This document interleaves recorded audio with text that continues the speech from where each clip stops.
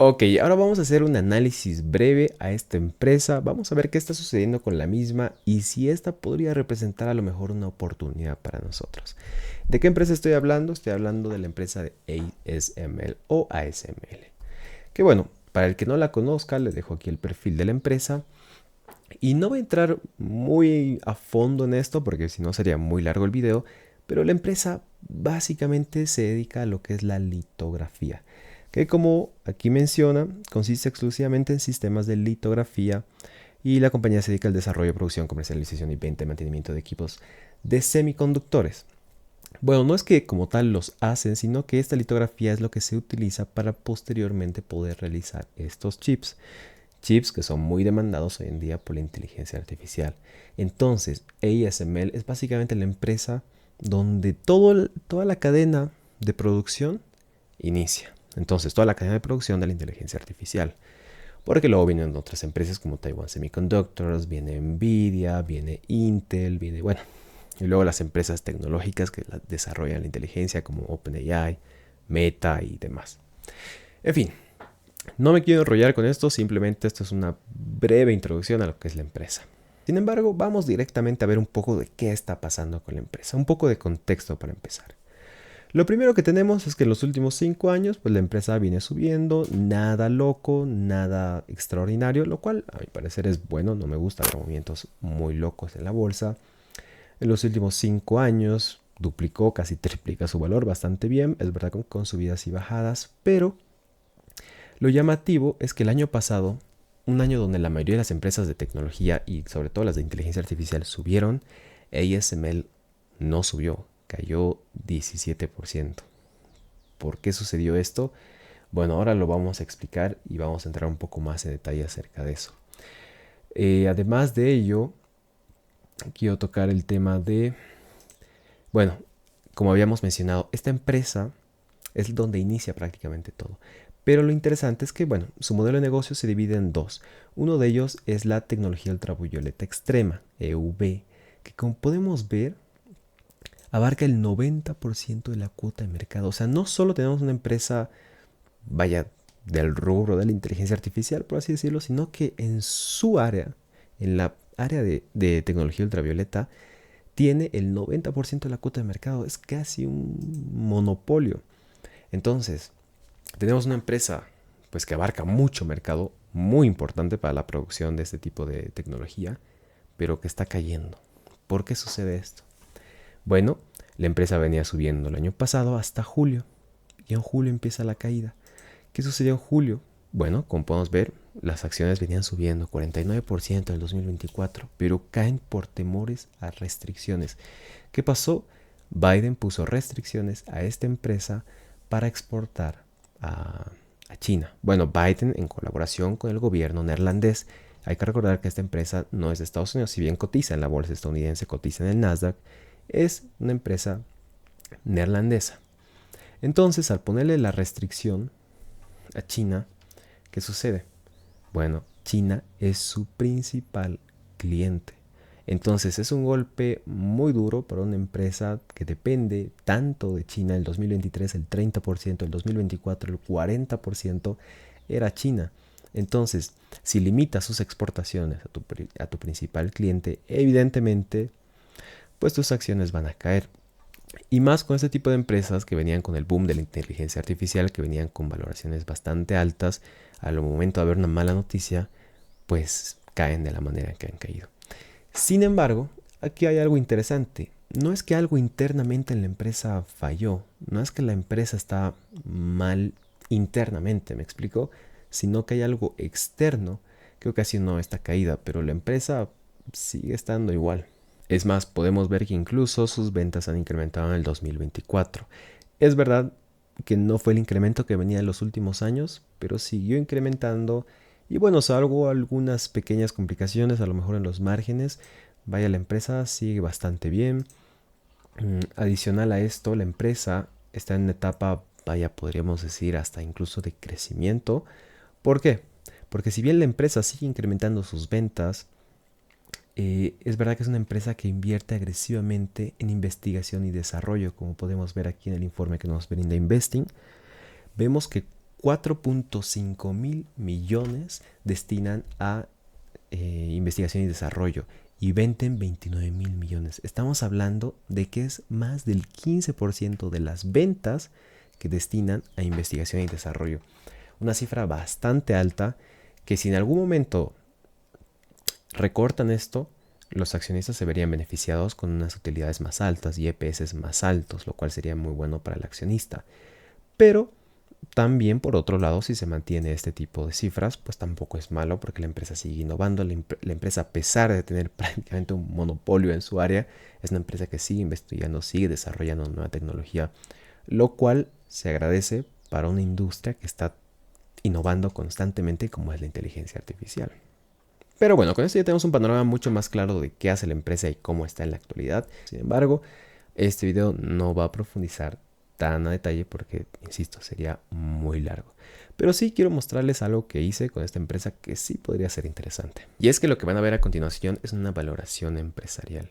Sí, esto lo que hace es ver las finanzas de la empresa y obtener el valor que debería tener esa empresa. No es un análisis desde el punto de vista de cómo está la empresa, de cómo está su crecimiento, de cómo está su deuda y todo eso que se podría hacer. Esto únicamente va hacia el punto de vista del valor de la empresa y el valor de su acción. Hice 3 metodologías: por perpetuidad, por EBITDA y por ventas. Y estos son los resultados que me dio. Actualmente la empresa está en $750 y la evaluación da $613 a perpetuidad, es decir, que debería valer menos de lo que vale. Pero las otras 2 metodologías me dan 1180 y 883. Entonces 2 de 3 me dan que debería valer más. Sin embargo, esto no es lo realmente interesante, que sí, esto es tedioso, es interesante hacerlo, es muy importante hacerlo cuando queremos hacer un análisis a profundidad. Pero lo que yo hice es hacer esto 10.000 veces. Sí, ¿cómo? Bueno, pasé los datos a este programa de programación, RStudio, y obtuve estos resultados. A perpetuidad, la primera metodología, de los 10.000 resultados, la media se encontró en 642. Entonces, igual por debajo de los 750.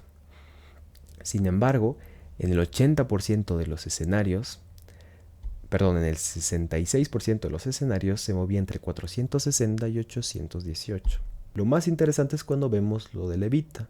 Esta otra metodología nos da la media 1139. Creo que es la evaluación que más alta pone la acción de esta empresa.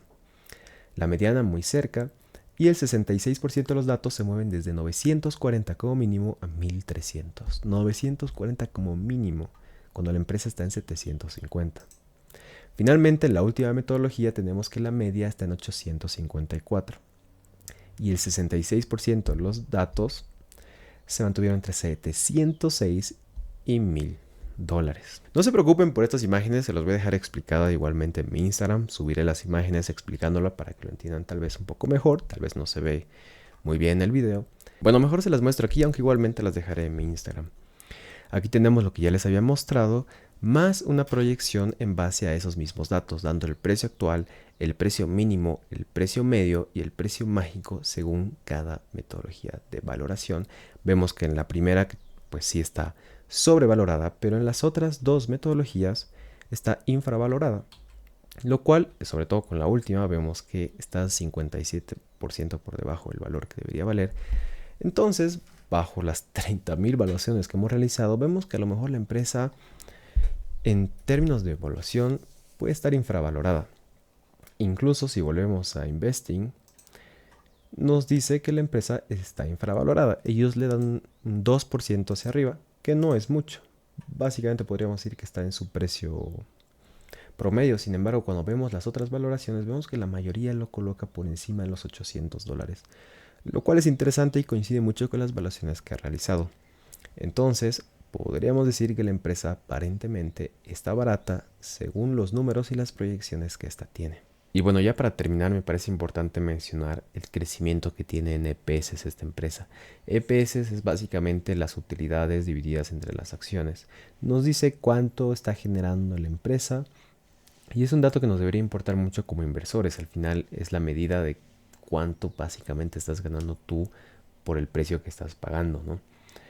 Entonces vemos que el EPS estos últimos años ha ido subiendo, sobre todo desde el 2020, con el auge de esas empresas, ha subido bastante, salvo el último año, pero bueno, es lo que les decía a un inicio, salvo algunos problemas con los márgenes debido a las restricciones, hubo esta caída. Sin embargo, la expectativa de este año es que este 2025 se recupere y supere los EPS del 2023, que ha sido una valoración muy sencilla y una proyección muy sencilla.